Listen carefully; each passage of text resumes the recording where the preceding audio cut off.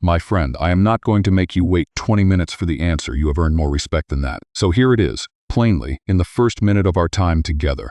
The one exercise every senior would be wise to do daily after 60 is the sit to stand. That is all. Sitting in a sturdy chair, rising to your full height, and then lowering yourself back down again, slowly and with control. No equipment, no gym, no special clothing. Just you, a chair, and a few unhurried minutes each day. Now I can almost hear what some of you are thinking. That is it? That is the great secret. And I understand, truly I do. Because knowing it is easy. Believing it and staying with it long enough for it to change you is where this video earns your time. In my more than 2 decades of working with older adults, I have watched this single, humble movement do more to protect a person's independence than almost anything else I have ever recommended. And yet it is also the one most often dismissed, precisely because it looks so simple. So here is my promise to you tonight. If you will stay with me, I will show you what this movement actually asks of your body, and it is far more than you might guess. I will share what researchers at some of the most respected institutions in the world have quietly observed about it.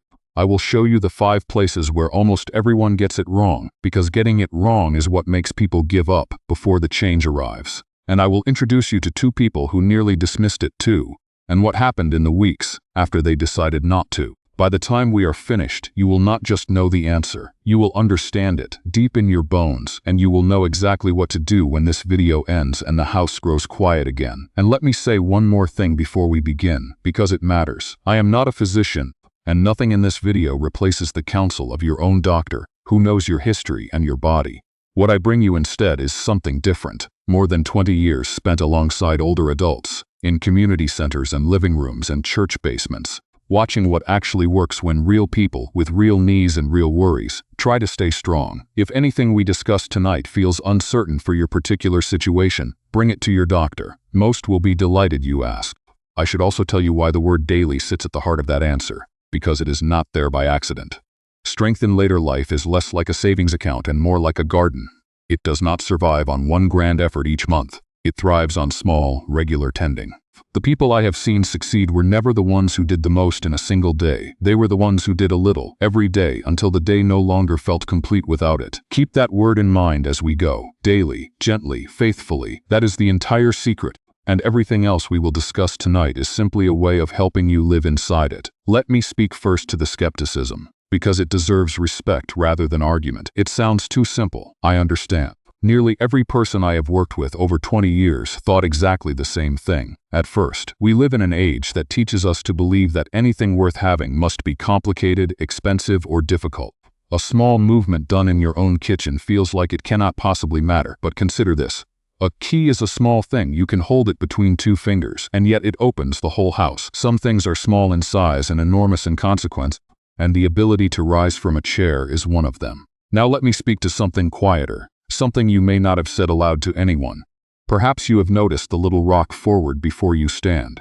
Perhaps you have noticed your hand reaching for the armrest without being asked, or your eyes scanning a room for a chair with arms before you agree to sit down.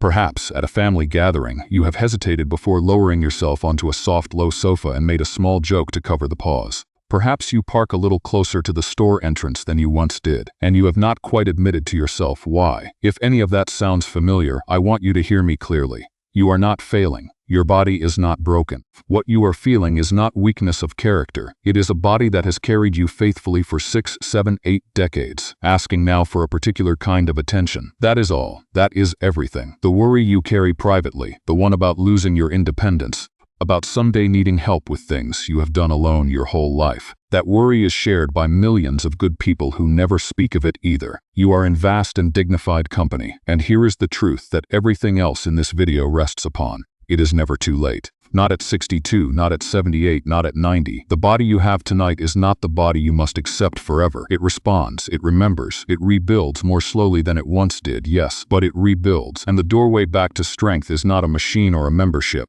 It is the chair you are probably sitting in right now. And I know there may be another hesitation underneath the first one, quieter still. Perhaps you are thinking, I have let this go too long. Perhaps you have counted the years since you last felt truly strong, and the number discourages you. Let me answer that thought directly, because I have answered it 1,000 times across kitchen tables. The body does not keep a grudge. It does not punish you for the years behind you. It only asks what you will offer it from today forward. I have watched men and women in their 80s begin this practice with 2 repetitions and a steadying hand on the countertop, and I have watched those same people, seasons later, rise from a garden bench without reaching for anything at all. The starting point does not decide the destination. The faithfulness does. There is a reason this particular worry runs so deep, and I think it deserves to be named. Losing the ease of rising from a chair is rarely about the chair. It is about what the chair represents. It is the first quiet whisper of a question no one wants to ask out loud. How long will I be able to manage on my own? I have sat across from hundreds of people who carried that question, and I have never once met a person who was foolish for carrying it. It is the most natural question in the world. What is not natural is carrying it alone, in silence, believing you are the only one. You are not. And the fact that the question has arrived does not mean the answer is already decided. Far from it. So let us descend to the first layer and look honestly at what this simple movement truly asks of your body. Because once you see it, you will never call it simple again. When you rise from a chair, nearly every major muscle group you own is called into service at once. The large muscles of your thighs, the strongest in your body, do the heavy lifting. The muscles around your hips and your seat power you upward. The muscles of your abdomen and lower back tighten to hold your spine tall and steady. The small muscles of your calves and ankles make constant, invisible corrections so you do not wobble. Even your arms and shoulders take part, whether they push lightly against the armrests or simply help you balance. But muscles are only half the story. Rising from a chair is also a conversation between your brain and your body. Your eyes read the space around you. The balance organs deep inside your inner ear report on your position.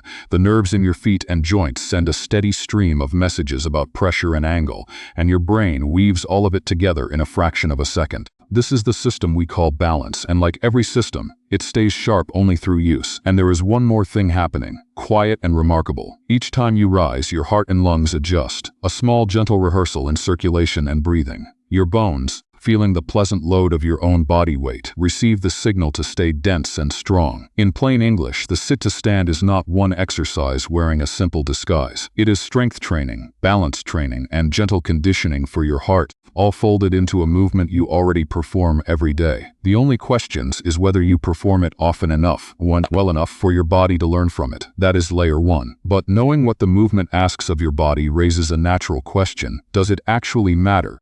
In the long run, in ways we can measure. For that, we go one layer deeper. You might also find it helpful to know what the movement is quietly protecting you against, without my ever needing to frighten you. Therapists who work with older adults often say that falls are rarely caused by one dramatic moment. They are more often the end of a long, slow drift. Legs a little weaker each year, balance a little less practiced, confidence a little more tentative, until one ordinary day a small unevenness in a doorway becomes too much. The sit-to-stand presses gently against that entire drift at once. It keeps the legs practiced, it keeps the balance system fluent, and perhaps most importantly, it keeps the mind certain that the body can be trusted. Because in my experience, the fear of falling tightens a person's movement far more than any weakness does, and confidence, rebuilt one repetition at a time, loosens it again. Let me give you a picture I often use, because it makes this plain. Imagine your body as a house you have lived in for many years. The foundation of that house, the part everything else rests upon, is your legs and hips. The walls and beams are your posture and your balance. You do not need to renovate the entire house at once. You simply need to keep the foundation sound, and the sit-to-stand is the single most direct way of doing exactly that. Every repetition is a small act of maintenance on the structure that holds up your entire independent life. Skip the maintenance for years and the house does not complain loudly. It just quietly becomes harder to live in. Tend it daily and it serves you faithfully for decades more. I want to be careful and honest with you here, as I always try to be. I will not quote you invented numbers or dress up guesswork as science. I will simply tell you what researchers at respected institutions have observed, in broad and trustworthy terms. Researchers at the National Institute on Aging have long emphasized that everyday strength and balance exercises, the kind that use your own body weight and the movements of ordinary life, are among the most valuable things an older adult can do to remain independent. They point out that the ability to rise from a chair, to climb a step, to steady yourself on a curb rests on the same foundation of leg strength and balance, and that this foundation responds to gentle, regular practice at any age. Physicians and therapists associated with the Mayo Clinic have observed that the sit-to-stand movement is so telling that they often use it as a window into a person's overall strength and stability. Watching how easily someone rises says a great deal about how confidently they are moving through the world. Researchers at Harvard Medical School have written about leg strength in later life as one of the quiet pillars of healthy aging, closely tied to mobility, to confidence, and to remaining in one's own home. And teams connected with Johns Hopkins and the Cleveland Clinic have observed, again and again, that older adults who practice simple, regular strengthening movements tend to walk with more steadiness, report fewer falls and near falls, and describe a greater sense of confidence in their daily lives. Notice the thread running through all of this. None of it is exotic, none of it requires a laboratory. The consistent message from many directions is that small, ordinary movements repeated faithfully are what hold the architecture of an independent life together. And that is only layer 2, because if the science is so clear, why do so many people try this and quietly stop? That is where the next layer begins, and it surprised me the first time I truly saw it. There is one more observation I want to leave with you from this layer, because it reframes everything. Researchers who study aging have noticed that the loss of leg strength in later life is not primarily caused by age itself. It is caused, in large part, by disuse, by the slow, understandable retreat from the very movements that keep legs strong. We sit in softer chairs. We take the elevator. We ask someone else to carry the bag. Each choice is small and reasonable, and none of them is a moral failing. But together quietly they withdraw the daily practice your legs were built to receive. The hopeful news inside that observation is enormous. If disuse is the cause, then use is the remedy, and use is entirely within your hands. And if you have ever wondered whether the strength of your legs could possibly matter as much as the things we usually worry about, the heart, the memory, the blood pressure, you are asking a question researchers have asked too, and their answers may rearrange your priorities a little. Those who study healthy aging increasingly describe leg strength not as one concern among many, but as a kind of foundation stone beneath the others. When the legs stay strong, people keep walking, and walking keeps the heart practiced. When the legs stay strong, people keep going out, to the shops, to the garden club, to lunch with a friend, and staying socially engaged is one of the most reliable protectors of the mind that researchers have ever observed. A pair of strong legs, it turns out, is not merely transportation. It is the infrastructure of an entire life, quietly carrying everything else you care about. Here is where most people get it wrong, not in choosing the exercise, but in how they carry it out. In my years of experience, the difference between those who transform and those who give up almost always comes down to 5 small corrections. Think of these as the mastery keys. The first thing to understand is that the lowering matters as much as the rising. Most people push themselves up with effort and then simply drop back into the chair. But it is in the slow, controlled lowering, resisting gravity gently all the way down, that the muscles do some of their most valuable work. Many find that counting softly to 3 on the way down changes everything. The second thing to understand is that your feet are the foundation. Feet placed about as wide as your shoulders, flat on the floor, slightly back beneath you, give you a base of stability that makes the whole movement safer and stronger. When the feet wander too far forward, the knees strain and the movement feels impossible, and people wrongly conclude their legs are weak, when only their footing was. The third thing to understand is that momentum is a quiet thief. A little rock forward is natural and fine, but many people swing harder and harder to launch themselves up, and in doing so, the muscles never truly engage. A slower rise, even a harder one, even one that requires your hands at first, builds far more strength than a fast, swinging one. The fourth thing to understand is that using your hands is not failure, it is a staircase. If you need the armrests today, use them with pride. Many find that over weeks they move from 2 hands to 1 hand to a light touch to none at all. Each step down that staircase is a victory worth savoring. And the fifth thing to understand, the one that surprises people most, is that consistency matters more than quantity. 8 slow, mindful repetitions every single day will carry you further than 40 done once as a burst of ambition and then abandoned. The body learns from rhythm, the way it learned to walk when you were small, not in a day, but every day. If this is resonating with you, if some part of you is saying, yes, that is exactly where I went wrong, or yes, I can actually do this, then I invite you to type the word hope in the comments below. I read them, and I cannot tell you what it means to see that word gathering there, one after another, from people all over the world who have decided it is not too late for them either. Let me also say a word about the place where this practice lives, because people get this wrong too, and it quietly decides whether the habit survives. Do not hide this away as though it were a chore to be endured. Put your chair where your life already happens,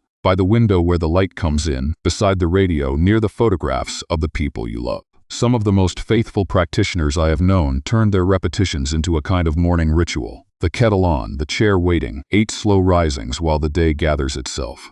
When a practice is woven into a moment you already enjoy, it stops requiring discipline at all. It simply becomes part of the furniture of your day, which is fitting, since furniture is exactly what it uses. And still, we have not reached the bottom of this, because understanding the technique is one thing. Seeing what it does in a real life over real weeks is another. Let me introduce you to people who stayed with it. Harold is 71, a retired high school woodshop teacher from Columbus, Ohio. When I first met him, he told me, with a laugh that did not quite reach his eyes, that he had started avoiding his own basement. His workshop was down there, the tools he had used for 40 years, the smell of sawdust and varnish that he said still smelled like Saturday mornings to him. But the stairs had begun to feel like a negotiation, and rising from the low stool at his workbench had become something he planned around. Mornings in his kitchen had grown quiet in a way he did not like. Just the coffee perking, the clock above the stove ticking, and a man measuring himself against a chair. Harold began with 8 repetitions, hands on the armrests at the sturdy kitchen chair where the morning light came in through the curtains. The first week, he told me, his thighs spoke up loudly, and he nearly quit, but he remembered the staircase idea. Hands first, pride intact, and he stayed. By the 3rd week, he was down to 1 hand. By the 6th, he caught himself standing up from the porch swing without thinking about it at all, and he sat back down just to do it again, laughing, alone in the evening air. The turning point, he says, was the day he carried a small walnut box he had made for his granddaughter up from the basement and realized halfway up the stairs that he had not thought about the stairs at all. Eleanor is 68, a retired librarian from Portland, Oregon, and her doorway into this was different. She was not afraid of stairs. She was afraid of her sister's backyard, the soft, low lawn chairs at family gatherings, the long pause while everyone else chatted, and she calculated how she would get back up. She told me she had started standing through parties, smiling, refusing seats, and going home with an aching back and a heavy heart. She practiced her sit-to-stands beside her reading chair, the one by the window that smells faintly of paper and rain-washed air, with a cup of tea going cool on the sill. She started where she was, which is the only place anyone can start. Week by week, slowly, then less slowly. The pause grew shorter. The moment she still talks about came at her sister's birthday in early summer. Someone offered her the low lawn chair, and she took it, and later, when it was time, she rose in one unhurried motion and reached for another slice of cake. No one noticed anything at all, she told me, and that was the whole point. The absence of the problem is the quietest victory there is. 2 people, 2 different doors, the same small daily movement on the other side. And what they gained did not stop at their legs. That is the final layer, what ripples outward. There is one more detail from Harold's story that I have saved, because it captures something the technique alone never could. A few months into his practice, his wife told me that the change she noticed first had nothing to do with his legs. He had started whistling again in the mornings, she said, something she realized she had not heard in nearly 2 years. That is what this is really about. Strength returns to the muscles, yes, but something else returns alongside it, something harder to measure and easier to hear.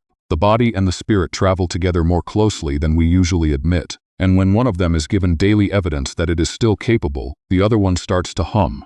Eleanor, for her part, gave me a sentence I have never forgotten. I asked her once what had been the hardest part, expecting her to say the effort or the patience or the slow weeks at the beginning. She thought for a moment, rocked gently in that reading chair of hers, and said, deciding that I was worth 8 minutes a day, not the rising, the deciding. I pass that sentence along to you tonight exactly as she gave it to me, because I suspect you already know how true it is. The movement asks very little of you. The belief that you deserve the movement, that your strength, your independence, your ordinary freedoms are worth 8 unglamorous minutes. That is the part that asks everything. And it is also the part that, once given, changes the shape of all the hours that follow. I want to pause here and tell you something about both of these stories that might slip past unnoticed. Neither Harold nor Eleanor became athletes. Neither of them transformed into someone unrecognizable. What changed was smaller and, I would argue, far more precious. The background hum of hesitation in their lives grew quieter.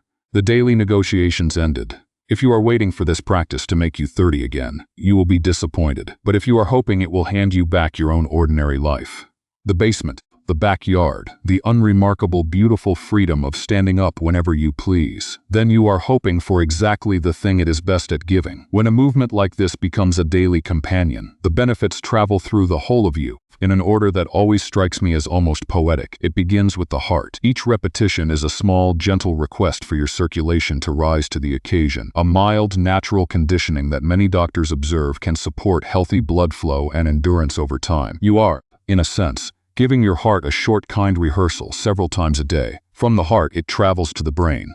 Balance is not a leg function. It is a conversation between body and mind, and every controlled rise and lowering keeps that conversation fluent. Many researchers observe that older adults who stay physically engaged in this way tend to stay sharper, and there is something more too. The small daily discipline of showing up for yourself, of completing a promise you made, appears to nourish memory and focus in ways we are only beginning to appreciate. From the brain, it reaches emotional well-being.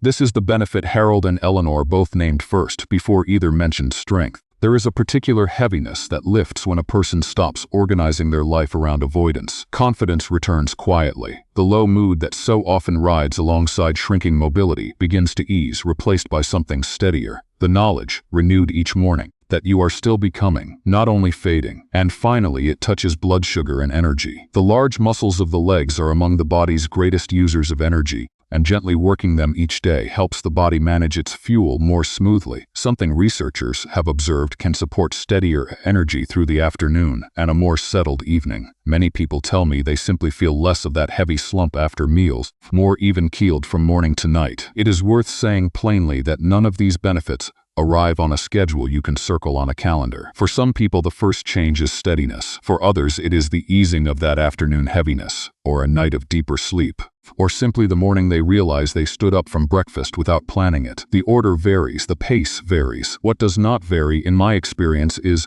the direction. Given daily practice and a little patience, the direction is always toward more steadiness, more confidence, more ease. The body is slower to change at 70 than it was at 20, but it has lost none of its willingness. Picture these 4 gifts as ripples moving outward across a pond, each one setting the next in motion. The heart grows steadier, and so the body dares more. The body dares more, and so the mind stays engaged with the world. The mind stays engaged, and the spirit lightens. The spirit lightens, and somehow the energy returns. The energy to cook a proper meal, to telephone an old friend, to say yes to an invitation instead of finding a gentle excuse. I have watched this sequence unfold so many times now that I have stopped being surprised by it, though I have never stopped being moved by it. It begins, almost absurdly, with a chair. Here are 5 simple habits to carry you through your first week. Take them gently and let them be easy. Number 1. Choose your chair tonight. Pick a sturdy one, without wheels, with a firm seat, and place it somewhere you already love to be, because you will return to it daily, and pleasant places invite us back. Number 2. Begin tomorrow morning with just 5 slow repetitions. Hands welcome. 5 is enough to begin teaching your body the pattern, and small beginnings are the ones that survive. Number 3. Lower yourself slowly,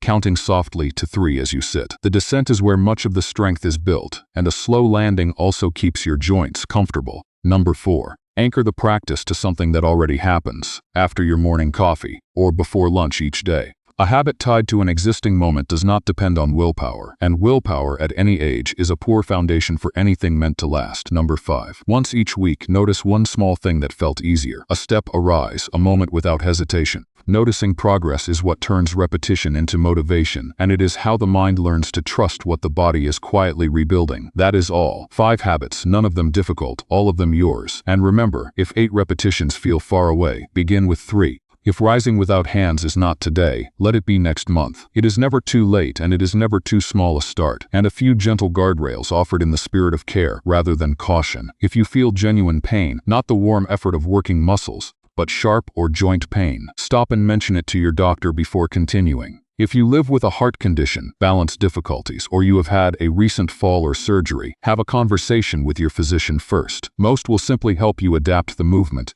and some may suggest a few sessions with a physical therapist to begin safely. There is no virtue in pushing through pain, and no shame whatsoever in asking for guidance. The bravest version of this practice is the one done wisely. Let me walk you through how your first week might actually feel, so nothing about it surprises you. On the first day, 5 repetitions may feel like real work, and the next morning your thighs may greet you with a warm, honest soreness. That is not damage. That is your body answering a question it has been waiting to be asked. By the 3rd or 4th day, most people find the movement already feels less foreign, more like something the body remembers rather than something it is learning. Somewhere around the end of the first week comes the moment I love most. You rise from some other chair somewhere else in your house without thinking about it at all, and then you realize what you just did. That small realization is the first dividend. Guard it. There are many more where it came from. I told you at the beginning that knowing the answer was easy, and that staying with it was where this video would earn your time. So let me tell you the real reason it works, the one underneath all the layers. The answer was never truly the exercise. The sit to stand is only the vessel. What changes a life is the daily decision, small, unglamorous, repeated, to keep participating in your own strength. Every morning you rise from that chair on purpose. You are casting a quiet vote for the person you intend to remain.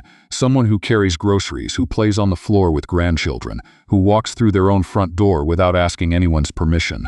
The body keeps the score of those votes, faithfully, one day at a time. Harold is back in his basement workshop. Eleanor takes the low chair now without a second thought. Neither of them did anything heroic. They simply decided, and then decided again the next day and the day after that. That doorway is open to you tonight, exactly as it was open to them. It is never too late, not for strength, not for confidence, not for the life you still mean to live. There is an old saying that the best time to plant a tree was 20 years ago, and the second best time is today. I have thought of that saying often in this work, because nearly everyone I have ever met at the beginning carried some version of the same regret, I wish I had started sooner, and nearly everyone, a few months in, had traded that regret for a different sentence entirely. I am so glad I started when I did. The distance between those two sentences is not years. It is one decision, made on an ordinary evening, perhaps this one. I have spent more than 20 years in the company of people growing older, and if those years have taught me one thing above all others, it is this. Aging is not the slow subtraction of a life. It is only subtraction when we stop adding. Every person I have watched flourish into their 70s, 80s, and beyond shared the same quiet habit. They kept adding something. A walk, a garden, a practice, a reason to rise from the chair in the morning. And then, quite literally, the rising itself. You are here tonight, still curious, still listening, still willing to learn one more thing. That tells me everything I need to know about which kind of person you are. The chair is waiting. Tomorrow morning, so is the rest of your life. If this time together has meant something to you, I would be grateful if you would give this video a like and consider subscribing and ringing the little bell so we can sit together again. And before you go, leave one word in the comments below. Hope, so the next person who finds this video in a quiet evening will see, in a long ribbon of strangers, that they are not alone. Wherever you are, whatever your chair looks like tonight, I wish you strength in your legs, steadiness in your step, peace in your heart, and rest in your sleep. Take good care of yourself. You are worth the effort. Until next time, my friend.